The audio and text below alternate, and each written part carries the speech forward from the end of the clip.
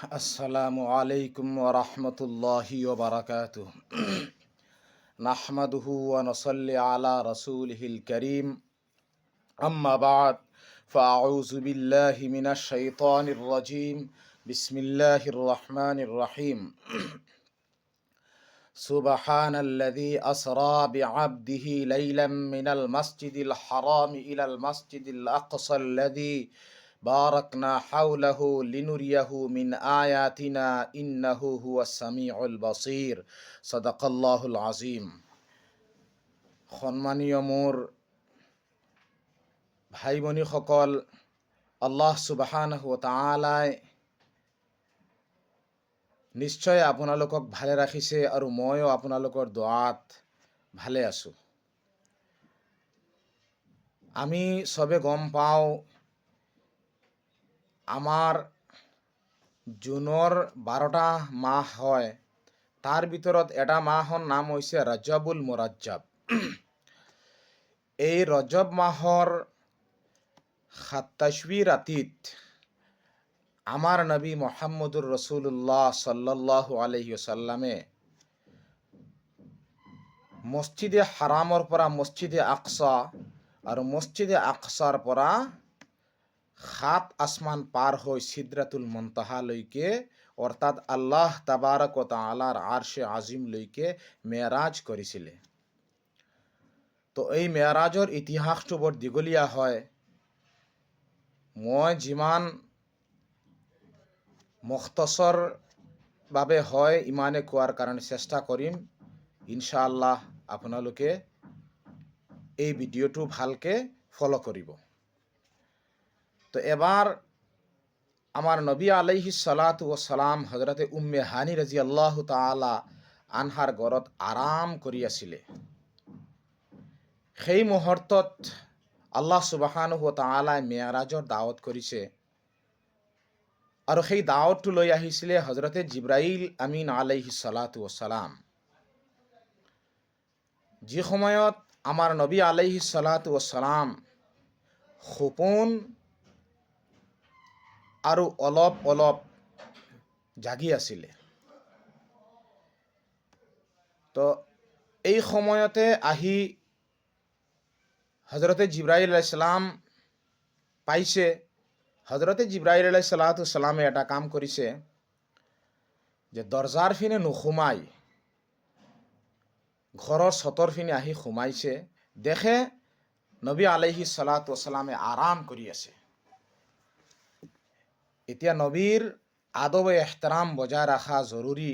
কেনেকুৱা তেওঁক টোপনিৰ পৰা উঠাই দিয়া যায় তাকে চিন্তা কৰি হযৰতে জিব্ৰাইল আলাইহিস সালামৰ এটা পৰ নবী আলাইহিস সালামৰ পবিত্ৰ বৰিৰ ওপৰত ৰাখিলে। ৰখাৰ লগে লগে নবী আলাইহিস সালামে সাৰ পালে।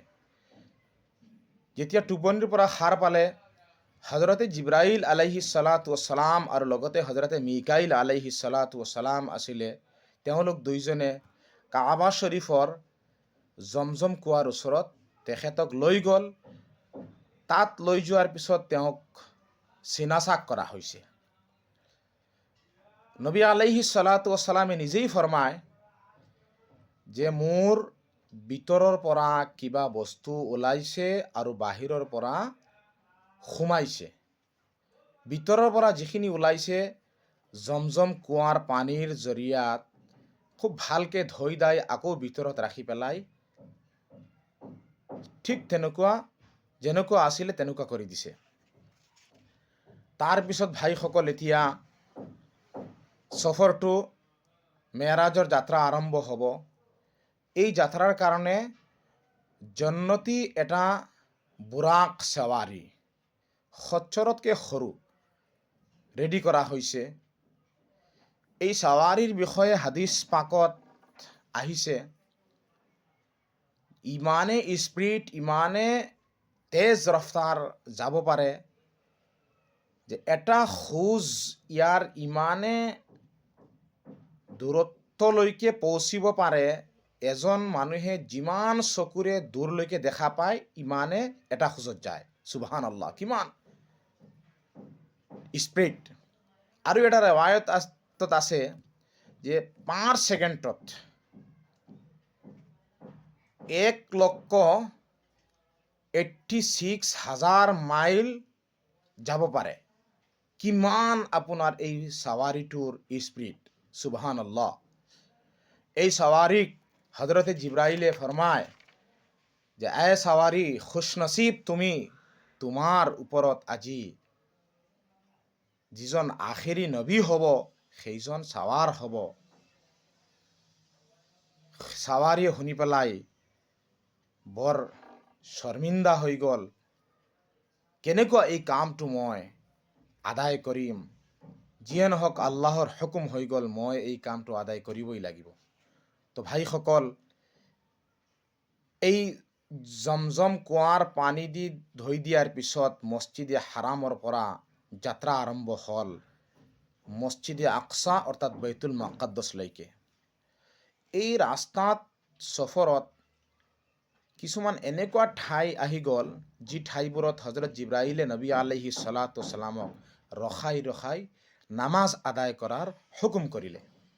এটাইত যোৱাৰ পিছত ক'লে, আই মুহাম্মদ, আপুনি ইয়াতে 2 ৰাকাত নামাজ আদায় কৰক। নবী আলাইহিছ ছালাতু ওয়াস সালামে সুধিলে, কিয় মই নামাজ আদায় কৰিলোঁ? হজৰতে জিব্ৰাইলে ফৰমায় যে এই জাগাখনৰ নাম হৈছে ইয়াছৰব। আপুনি এটা সময়তে এই জাগাত আহি হিজৰত কৰি আহিব। তাৰপিছত আকৌ আগলৈ ৰাওনা হ'ল। আকৌ এটা জাগাত থিয় কৰাই জিব্ৰাইলে ক'লে যে আপুনি ইয়াতে 2 ৰাকাত নামাজ আদায় কৰক। হজৰতে নবী কৰীম সাল্লাল্লাহু আলাইহি সাল্লামে সুধিলে, ইয়াতে কিয় 2 ৰাকাত নামাজ আদায় কৰাইছে মোক? হজৰতে জিব্ৰাইলে আমিন আলাইহিছ ছালাতু ওয়াস সালাম ফৰমায়, এই জাগাডোখৰৰ নাম হৈছে সজৰাই মুছা, অৰ্থাৎ ইয়াতে হজৰতে মুছা আলাইহিছ ছালাতু ওয়াস সালামে আল্লাহ পাকৰ লগত কথা পাতিছিলে। আকৌ আগুৱাই গৈ আছে। অকণমান যোৱাৰ পিছত আকৌ ক'লে যে আপুনি ইয়াতে আৰু 2 ৰাকাত নামাজ আদায় কৰক। নবী আলাইহিছ ছালাতু ওয়াস সালামে ফৰমায় যে ইয়াতে মোক কিয় নামাজ আদায় কৰাৰ হুকুম কৰিলে? হজৰতে জিব্ৰাইলে ফৰমায় যে এই জাগাটো হৈছে হজৰতে ঈসা আলাইহিছ ছালাতু ওয়াস সালামৰ জন্মস্থান। ইয়াতে তেওঁ জন্মগ্ৰহণ কৰিছিলে, সেইকাৰণে আপোনাক নামাজ আদায় কৰাৰ হুকুম কৰিছোঁ। তাৰপিছত আৰু সফৰৰ কিছুমান ইতিহাস বৰ আচৰিত ধৰণৰ হৈছে। যেতিয়া সফৰ চলি আছে, যাত্ৰা চলি আছে, হঠাৎ এজনী বুঢ়ী মানুহজনীয়ে মাতিলে। জিব্ৰাইলে ক'লে যে আপুনি থিয় হ'ব নালাগে, আগুৱাই গৈ থাকক। অকণমান দেৰি যোৱাৰ পিছত আৰু এজন বুঢ়া মানুহে মাতিলে। হজৰতে জিব্ৰাইল আলাইহিছ সালামে ফৰমালে, কৈছে যে আই মুহাম্মদ, আপুনি ৰখিব নালাগে, গৈ থাকক। আৰু অকণমান দেৰি যোৱাৰ পিছত এটা জামাতে সালাম কৰিলে, ইয়া আউৱাল আসসালামু আলাইকা, ইয়া আখিৰ আসসালামু আলাইকা, ইয়া হাশিৰ আসসালামু আলাইকা। হজরতে জিব্রাইল আমিন আলাইহিস সালাতু ওয়াস সালামে ফরমায়, এ মুহাম্মদ, এই সালামর জবাব আপুনি দিয়ক। দিলে জবাব। পিছত সুধিলে, এই ঘটনাবোৰ কি হৈ আছে মই বুজিব পৰা নাই এ জিব্ৰাইল। জিব্ৰাইল আলাইহিস সালাতু ওয়াস সালামে ফৰমায়, বুঢ়ী মানুহজনী আছিলে দুনিয়া, আপোনাক এই পবিত্ৰ যাত্ৰাত বাধা দিব বিচাৰিছিলে। বুঢ়া মানুহজন আছিলে শয়তান, ইবলিছ। এই পবিত্ৰ যাত্ৰা সি বৰদাস্ত কৰিব পৰা নাই, আপোনাক ধোকা দিব বিচাৰিছিলে। সেইকাৰণে মই কৈছোঁ আগুৱাই গৈ থাকক। আৰু যিসকলে সালাম কৰিছিলে তেওঁলোক আছিলে আপোনাৰ জদ্দে আমজদ, অৰ্থাৎ আপোনাৰ দাদা পৰদাদা। হজরতে ইব্রাহিম আলাইহিস সালাতু ওয়াস সালাম, হজরতে মুসা আলাইহিস সালাতু ওয়াস সালাম, হজরতে ঈসা আলাইহিস সালাতু ওয়াস সালাম। সেইকাৰণে মই কৈছোঁ আপুনি সালামৰ জবাব দিয়ক। ভাইসকল, এনেকুৱা মছজিদে হাৰামৰ পৰা মছজিদে আকছা অৰ্থাৎ বাইতুল মুকাদ্দাছলৈকে সফৰ চলি আছে, যাত্ৰা চলি আছে।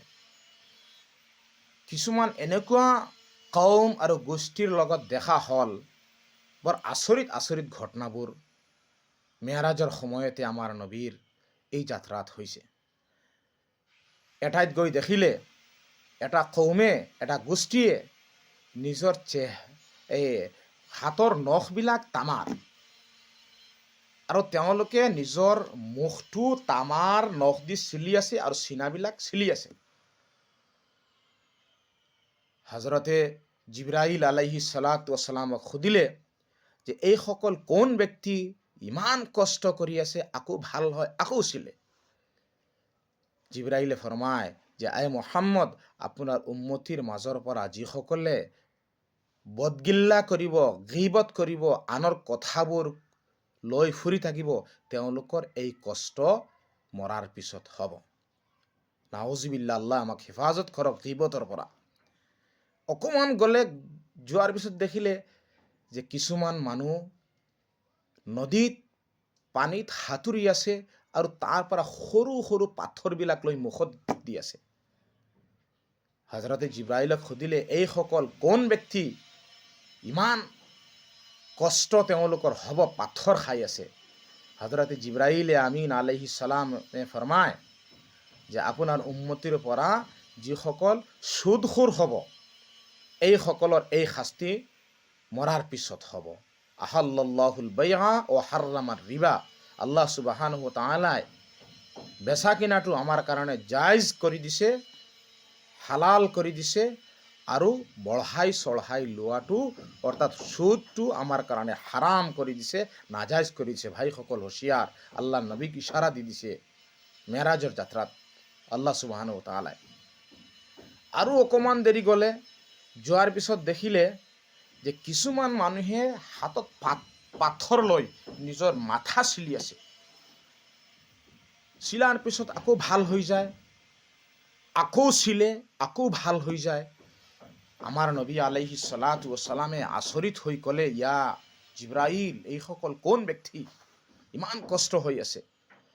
ক'লে, আই মুহাম্মদ, আপোনাৰ উম্মতিৰ পৰা যিসকলে নামাজত সুস্তি কৰিব, নামাজ এলাহ কৰিব, নামাজত পাবন্দী নকৰে, তেওঁলোকৰ এই শাস্তি মৰাৰ পিছত হ'ব। নাউজুবিল্লাহ, আল্লাহ আমাক হেফাজত কৰক। ভাইসকল, কিমান ডাঙৰ ডাঙৰ শাস্তিবোৰ আমাৰ নবী আলাইহিছ সালাতু ৱাছসালামক মেৰাজৰ যাত্ৰাৰ সময়তে আল্লাহ তাবাৰক ও তাআলাই দেখাই দিছে। তাৰপিছত ভাইসকল, এই মছজিদে হাৰামৰ পৰা যাত্ৰা আৰম্ভ হৈ মছজিদে আকছালৈকে গৈ পাইছে। পোৱাৰ পিছত এতিয়া মছজিদে আকছাত সোমাব লাগে। নবী আলাইহিছ সালাতু ৱাছসালামৰ বুৰাক, যি বেহেশতৰ চাৱাৰী, ইয়াক বান্ধি ৰাখিব লাগে। তো নবী আলাইহিছ সালাতু ৱাছসালামে এটা পাথৰত উংলি দি এনেকৈ মাৰি দিলে, চুৰাখ হৈ গ'ল। হোৱাৰ লগে লগে তাতে তেওঁৰ চাৱাৰীটো বান্ধিছে। ৰেৱায়তত আহিছে, তাত চাৱাৰী হজৰতে আদম আলাইহিছ সালাতু ৱাছসালামৰ পৰা আৰম্ভণি কৰি আমাৰ নবী মুহাম্মদুৰ ৰছুলুল্লাহ সাল্লাল্লাহু আলাইহি ওয়াসাল্লামৰ আগলৈকে যিমান নবীসকল আহিছিলে, সকলো নবীয়ে য'ত চাৱাৰী বান্ধিছে তাতেই আমাৰ নবীয়ে চাৱাৰীটো বান্ধিছে। তো ভাইসকল, ইয়াৰ পিছত হজৰতে জিব্ৰাইল আলাইহিছ সালাতু ৱাছসালামে মছজিদে আকছাত, বাইতুল মুকদ্দাছত আজান দিলে নামাজৰ কাৰণে। আজান দিয়াৰ পিছত চফ লগোৱা হ'ল। যেতিয়া চফ লগালে, এতিয়া ইমামতি কোনে কৰিব? আমাৰ নবীয়ে ৰখি আছিলে, হজৰত জিব্ৰাইলে চাই আছিলে। তো হঠাৎ হজৰত জিব্ৰাইল আলাইহিস সালাতু ওয়াসালামে আমাৰ নবী মুহাম্মদুৰ ৰসুল্লাহ সাল্লাল্লাহু আলাইহি সাল্লামৰ হাতত ধৰি আগুৱাই দিলে যে আই মুহাম্মদ, আজিৰ ইমামতি আপুনিহে কৰিব লাগিব। নবী আলাইহিস সালাতু ওয়াসালামে ইমামতি কৰিলে। তেওঁৰ ইমামতিত্বত তেওঁৰ মুক্তদি হৈ আছিলে হজৰতে আদম আলাইহিস সালাতু ওয়াসালামৰ পৰা তেওঁ অহাৰ আগলৈকে যিমান নবীসকল, তেওঁলোকে সকলোৱে তেওঁৰ পিছফালে নামাজ আদায় কৰিলে। অথচ আল্লাহ সুবহানাহু ওয়া তাআলাৰ ডাঙৰ এটা জামাত ফৰিস্তাৰ, তেওঁলোকেও আমাৰ নবী আলাইহিস সালাতু ওয়াসালামৰ পিছফালে নামাজ আদায় কৰিলে। তো সেইকাৰণে আমাৰ নবী আলাইহিস সালাতু ওয়াসালামৰ লকব হৈছে, আমাৰ নবী আলাইহিস সালাতু ওয়াসালামক কোৱা হৈছে ইমামুল আম্বিয়া। গোটেই নবীসকলৰ ইমাম। কোনো নবীৰ এই ভাগ্য হোৱা নাই যে সকলো নবীৰ ইমামতি কৰিব। আমাৰ নবী আলাইহিছ ছালাতু ৱাছসালামৰ সেই ভাগ্য হৈছে তেওঁ গোটেই নবীসকলৰ ইমামতি কৰিছে। সুবহানাল্লাহ, কিমান ডাঙৰ কথা, কিমান ডাঙৰ নবীৰ আমি উম্মত। সকলো নবীয়ে মানিছে যি নবীক, সেই নবীৰ উম্মত। ভাইসকল, বৰ এটা আমাৰ কাৰণে খুশ কিসমত। তো আলহামদুলিল্লাহ, নামাজ শেষ হ'ল। নামাজ শেষ হোৱাৰ পিছত মছজিদে আকছা, বাইতুল মুকদ্দাছত এটা সভা অনুষ্ঠিত হ'ল। এতিয়া সভাৰ কাৰণে সভাপতি এজন ধাৰ্য কৰিব লাগে। তো হজৰত জিব্ৰাইলে প্ৰস্তাৱ দিলে আৰু বাকী নবীসকলে সমৰ্থন জনালে যে আজিৰ সভাৰ সভাপতি হ'ব আমাৰ নবী মুহাম্মদুৰ ৰাছুলুল্লাহ সাল্লাল্লাহু আলাইহি ওয়াসাল্লাম। যেতিয়া তেওঁ সভাপতি হ'ল, হোৱাৰ পিছত সভাখন আৰম্ভ হৈছে। গোটেই নবীসকলে চবৰ এটা এটা কথা ক'লে। হজৰতে আদম আলাইহিছ ছালামে ক'লে যে মোক আল্লাহ সুবহানাহু ওয়া তাআলাই মাটিৰে সৃষ্টি কৰিছে। তেওঁৰ এটা ভাল কথা ক'লে। হজৰতে ইব্ৰাহিম আলাইহিছ ছালাতু ৱাছসালামে ক'লে যে মোক আল্লাহ সুবহানাহু ওয়া তাআলাই খালিলুল্লাহ, আল্লাহৰ দোস্ত বনাইছে। তাৰপিছত মোক জুইত পেলাই দিছিলে দুশ্মনে, মোক আল্লাহ জুইৰ পৰা বচাই আনিলে। হজৰতে ইউনুছ আলাইহিছ ছালাতু ৱাছসালামে ফৰমায় যে মোক আল্লাহ মাছৰ পেটত ৰখাইছিলে, মই সেই সময়তে লা ইলাহা ইল্লা আন্তা সুবহানাকা ইন্নী কুনতু মিনাজ জালিমিন এই আয়াতে কৰিমা তিলাৱত কৰিছিলোঁ। তাৰ বদৌলতত মোক আল্লাহ সুবহানাহু ওয়া তাআলাই তাৰ পৰা ৰেহাই দিলে। হজৰতে মুছা আলাইহিছ ছালাতু ৱাছসালামে তেওঁৰ ভাষণত ফৰমায় মোক আল্লাহ নবী বনাইছে আৰু আল্লাহ সুবহানাহু ওয়া তাআলাই তোৰ পাহাৰত মোক মাতি পেলাই কথা পাতিছিলে। হজৰতে ঈসা আলাইহিছ ছালাতু ৱাছসালাম ফৰমায় মোক আল্লাহ সুবহানাহু ওয়া তাআলাই বিনা